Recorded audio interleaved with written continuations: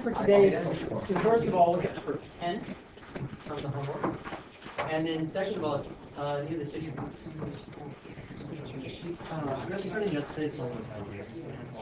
There'll be an appropriate time to turn that in. And then having done that, we're going to consider rotational kinematics. Anywhere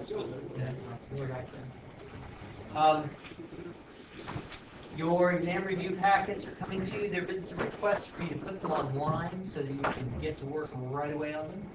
You guys are eager readers, I like it.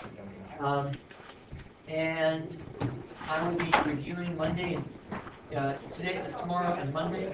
If it turns out that we can't get through everything, then I will put a video up on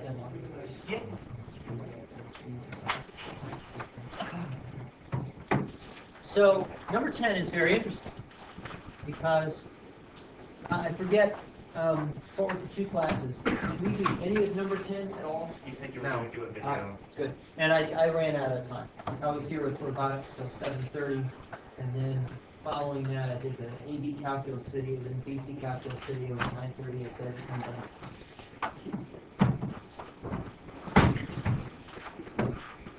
what we have is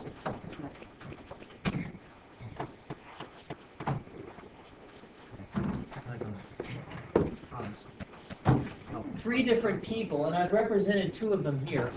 One of them is at the equator, and the other is at a person at 66 degrees of latitude, which means 66 degrees north. Of course, what's the furthest you can go? Degrees. 90 degrees, right. 90 degrees north, and then the South Pole would be what? 180? No. Negative 90. Negative 90, that's right. Degrees go from range from negative 90 to positive 90 latitude. How about the longitude degrees? 0 to 360. That's exactly right. And the 0 360 line is called the 0 to 360 longitude. I know this. It's called, it's actually the prime meridian. That's right. It's the prime meridian. And then the 180 degree line is called the other side is the international date.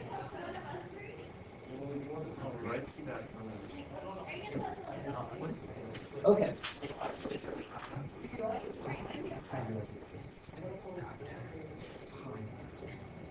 So the question they have is, we've got these two people standing in these two different positions, and they want to know what is the speed of each person.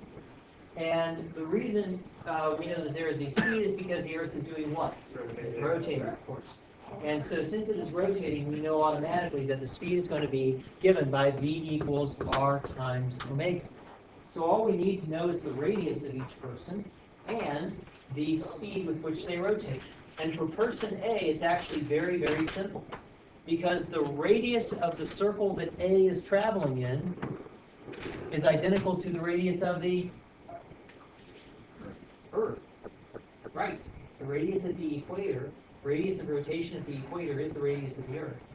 And the omega, the angular speed, is what? Automatically. One rotation in 1 day. That's exactly it.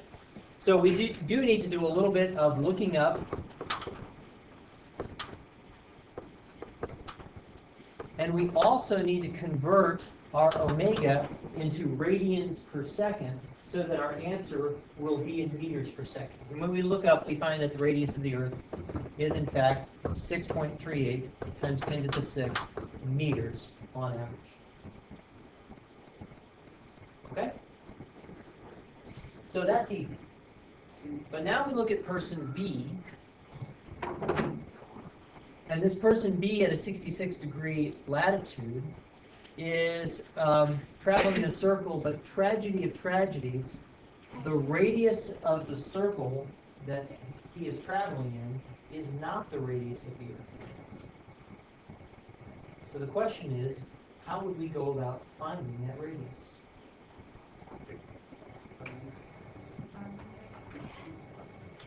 Why?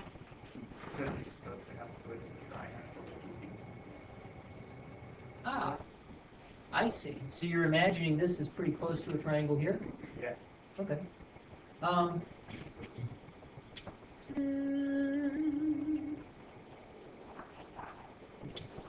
Rather than imagining that it's close to a triangle, let's actually make a right triangle. Whenever I'm dealing with trig functions, I say to myself, self, make a right triangle. So, where can I make a right triangle? From point B down. It works for me. Pop. There's a right triangle. And now, only one problem with this right triangle. It doesn't have the radius of my circle in it. Looking at either But why? because it's I'm pushing the poor lad, not because he's necessarily wrong, but because his explanation is so convoluted here. I want a clear, precise explanation. I'll give you a hint. There is something missing in my diagram that ought to be there. Oh, the thing from the point to B would be the same from the point to A, right? So, middle to B is the diameter here, right? What? I don't get diameter. I mean, not radius. yeah. What is the thing that I need that I do not have in my diagram? The radius. So Which radius is the same of from rotation. A to B because it's the center of the earth and the earth is a circle. Okay. I need the radius. And you're saying it's the same as this guy right here. And that's very true. Alternatively, we could create a right triangle just like this. And now that directly involves a radius. Good? Let's do this right triangle like so. And now I'm ready to do a little bit of trig. To do that, what sides do I know? When I do trig, I usually start with my sides. What sides do I know? I know the diagonal. What is it? It's radius. It's the radius of the Earth. That's right, because this is a sphere. We're approximating. The Earth isn't actually a sphere. That's close enough. And everywhere you go on a sphere, there's a radius. So, we have the side that we do not know and the side that we do know, and we're going to put those into a ratio. And then I ask myself, self, what is that ratio equal to? Well, I need to know some angles. Tell me about the angles in this right triangle here. What is the value of this angle up here? The same as the one that's 66. And this guy is 24. And now I say, what is R to RE in terms of either the 66 or the 24?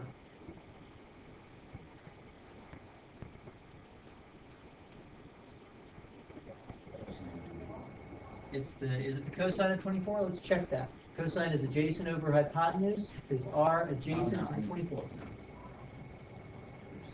Oops.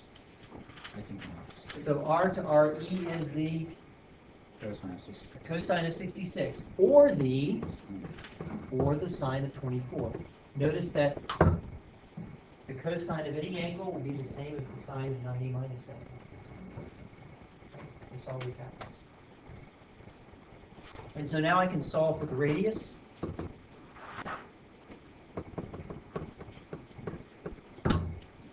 Next up. And I have the omega already. Notice that the omega is the same for all points. One revolution per one. The really interesting question that I had when I was looking at this problem is, what would it look like if you were standing directly on the North Pole? Would you be able to see the rotation? True. But it seems like if part of you is going this way and part of you is going that way, you ought to be able to see the difference in velocities, shouldn't you? So I'm standing on a Because disc they're and it's equal. turning. Can't I see? They're equal. You don't see the disc turning when you're standing on it. You see The floor under the disc. floor See the moving. floor. Okay, yeah, I agree with you. It was just an interesting question. The other thing is that the velocity would actually be really small because the radius is so small. You have to stand there for a day and it go around once. So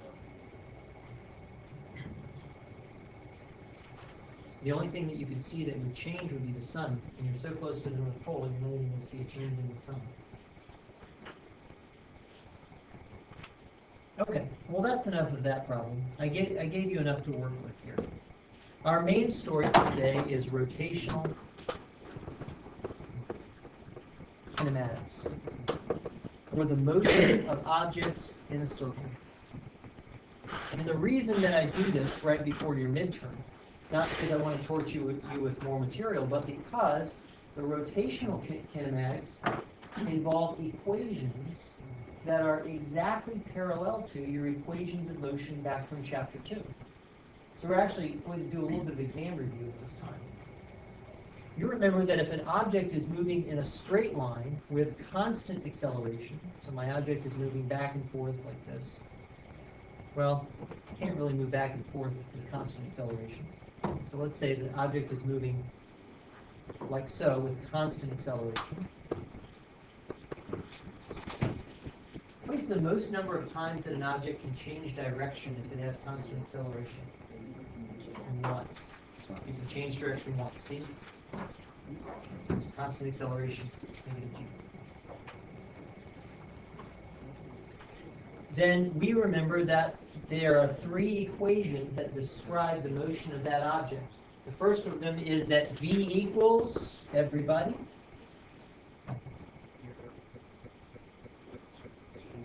Plus at, that's right. v0 plus at. And why not 1/2? Because the velocity at any time is equal to the starting velocity plus rate times time. Yeah, it's getting mixed up. Okay?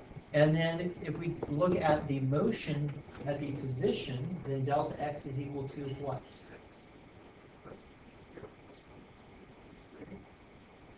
Your units don't quite work. First of all, the delta x is x final minus x zeros. Not a factor there. He's suggesting the equation is like this. My units don't work. This is in meters per second. Yeah. We have rate times time plus the contribution of the acceleration. And what's my third equation that does not involve time? B squared. Plus 2a. That's it. That's exactly right.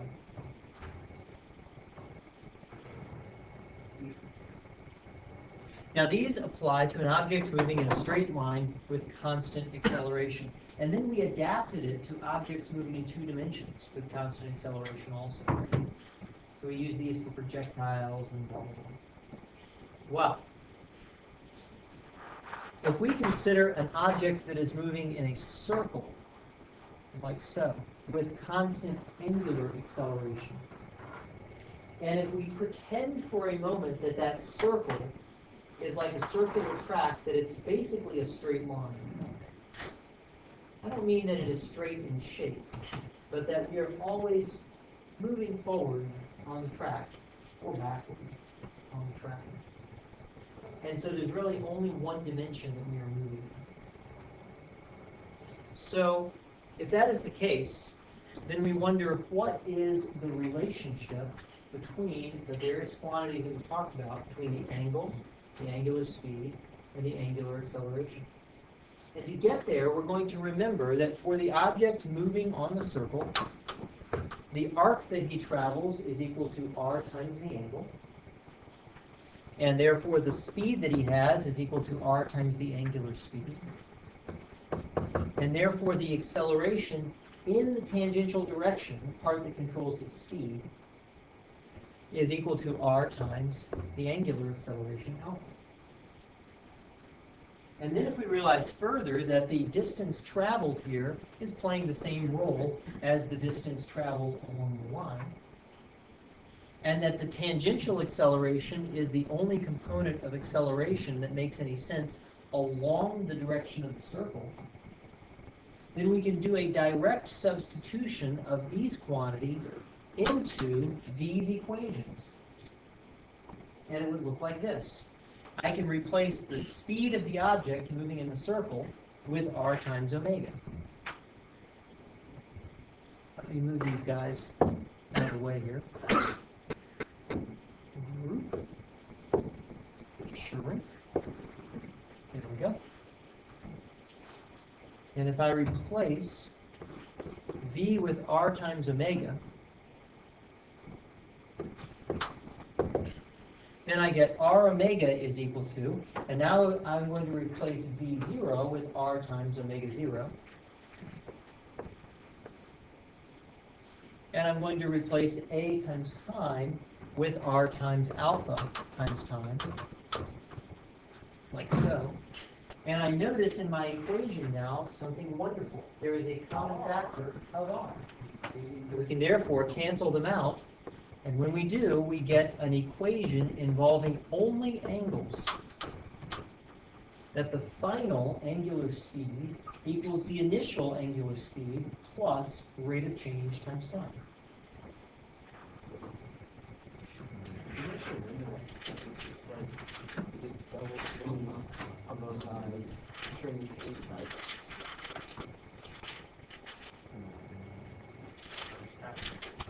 I'm glad that works for you, but it's strange. You already know the other one. We can do the same thing here. The delta x is the change in the position as we move around the circle. So we can replace this with radius times a change in angle. In other words, as my angle changes, delta theta, then my position is going to change too. It's really a delta S. And I know that it's not straight in the sense of x and y axes, but along the circle, it is the distance I travel, right? And that is equal to, therefore, what do I replace V0t with? V R RW zero. R alpha. R alpha 0. Omega 0. Which? R alpha The 0. one that looks like a W. But it's not a W. What's it called? Alpha. Omega. Omega. That's right. What's inside the angle? They're so close. Delta theta. And what can I replace the A with? With R alpha.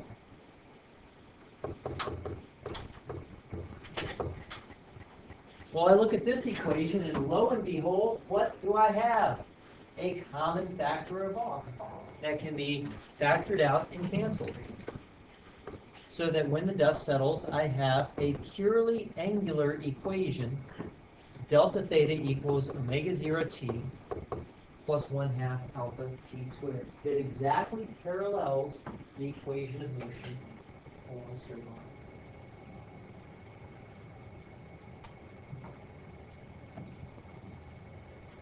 Cyrus has a thought. What is your thought? Good. Okay, fair enough. A little bit of calculus and you don't need to memorize it. Yep. Now, for a third equation, things get slightly more only slightly more complicated. I go ahead and replace V with R alpha squared. R omega. R omega squared. And I replace V0 squared with That would be R omega squared 0. R omega 0 squared. Yep. And here I'm going to replace A with R alpha. And I'm going to replace delta x with R delta theta. And so the slight complication is, what is R omega quantity squared equal to? R squared, omega squared. That's it. And the same thing here, R squared omega 0 squared. And look, I've got two factors of R in this expression also. So that now instead of a common factor of R, I have a common factor of R squared. Out it all comes, and I get my third equation of rotational motion, which exactly parallels my equation of linear motion.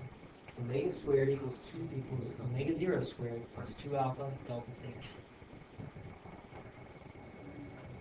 So the reason I wanted to make sure we got to this point here is that these equations reinforce what we already know about notional overlap. Let's see how they actually work in a couple of problems. If you have your book, turn to Why is delta x delta theta? delta x is r delta theta. And the reason for that is if I am moving in a circle of radius r, and I turn by an angle delta theta, then the distance that I travel here is my delta x or my delta s. And that delta s is r times the delta theta.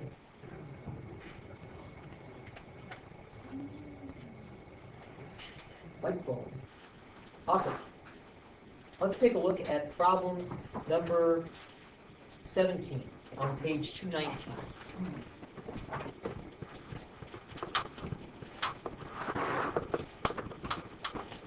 And over here, as I start getting ready for my homework, I take a minute to memorize the equations of motion ahead of time. Yes. Yep. Exactly. We all do that. Great skill. And I write them down like so.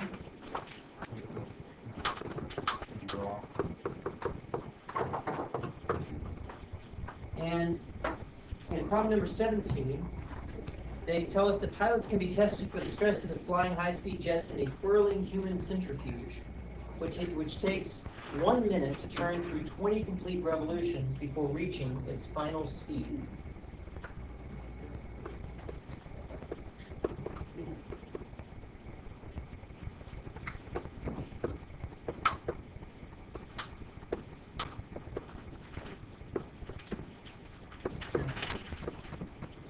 And now what they want to know is, what is the angular acceleration, assumed constant, and what was the final angular speed?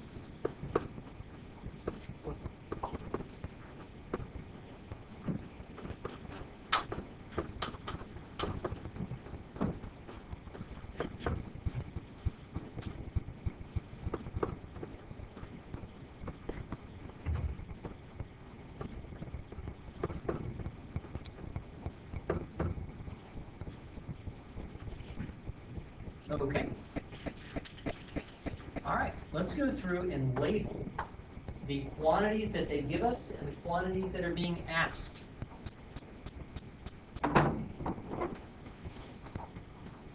I see two quantities that are given, and I see a quantity here that is being asked for. So how am I going to label those pieces of information? Do we even have to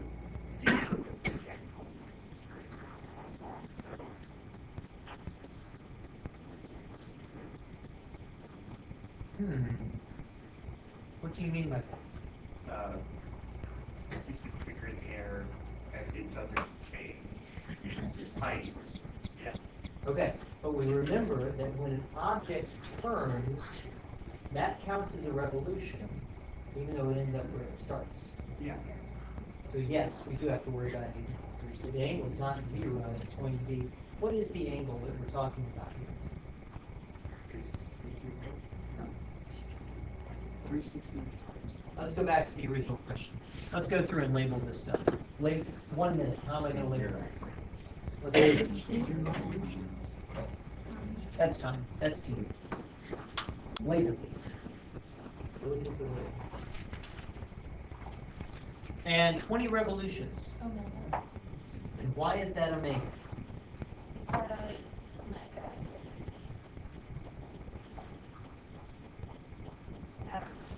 I don't know either.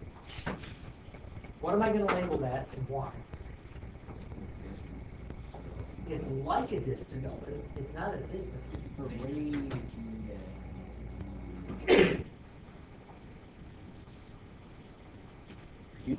You divide that by 1 minute since it says positive. Oh, it You could divide it, but I'm not sure what that would tell us. would be. What is the 20 revolutions here? It's not a Just distance, it's not measured in meters. Is it speed? It's not measured in meters per second. It is measured in angle, isn't it? It is the delta theta. It is the amount of angle that he turns to, specifically 20 revolutions. This is our delta theta. I want everybody to stop for a minute and see why we knew this. Why did we know it? 2 reasons. Physically, what is it? It is the amount that he turns. That is delta theta. As a cheap shot, in terms of units, what is it measured in? It's measured in revolutions, measured in angle. What are the other units we would look for that measure angle? Degrees, radians.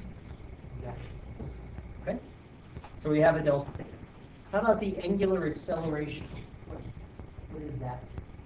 They will look at that. That is alpha.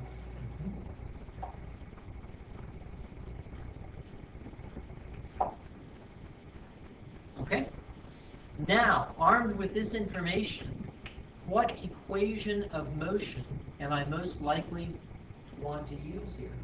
One that doesn't The second. We've got different opinions here. The last one or the second? Second one, yes. The second one has time in it, that's right. The last one does not. The last one also requires... Teachers, pardon the interruption. There will be a middle school teacher. Okay, back to work here. So armed with this, now we consider this equation, but there is an obstacle. Omega 0. We don't know omega 0. More do we? The starting position, so zero. It's not the starting position, it's starting speed, that's right. So it's 0, that's right. So it is implied here that omega 0 equals 0. Now we're ready to use our equation. We're going to say that delta theta equals omega 0 t plus 1/2 alpha t squared. Notice that you need to write the equation in the form of the equation before you start plugging in. And now we have 20 revolutions equals 0 plus 1/2 alpha times 1 minute squared. And we get alpha is 40 revolutions per square minute. That's not a bad answer. It's entirely possible that in the back of the book they will express it in terms of radians per second. So let's make sure we can all do the conversion. Wait, what is it right now? It's in revolutions per minute squared. Probably in the back of the book they will have it in radians per second squared. So we have 2 pi radians in every revolution, right? 1 trip around the circle. But it's 1/2. Yes, we solved for alpha here and got 40. So multiply both sides by 2, divide both sides by 1. And when we can watch carefully with the minutes here, there are 1 minute for every 60 seconds. And we have to remember to square that conversion factor because we have 2 factors in minutes to convert. And when the dust settles, we're going to get a fairly small alpha. See if I can find it. Let's see if we can get it here with bell rings. 40 times 2 times pi divided by 3600 is 0.0698 radians per second squared. It's still really fast. Doesn't seem very fast. That's acceleration now, so it's not like speed. Yes, that's right. It's not like speed. Let's find out what the final speed actually is here. What was the final speed? Which equation of motion am I going to use for this guy? The same. No, that's okay. The omega equals Yep. omega 0 plus alpha t. Yep. And which one of these should I use? Should I use the 40 revolutions per minute squared or the 0.0698 radians per second squared? I would sort of like the other one. Yeah. It's I like this guy. Because you have minutes. Exactly.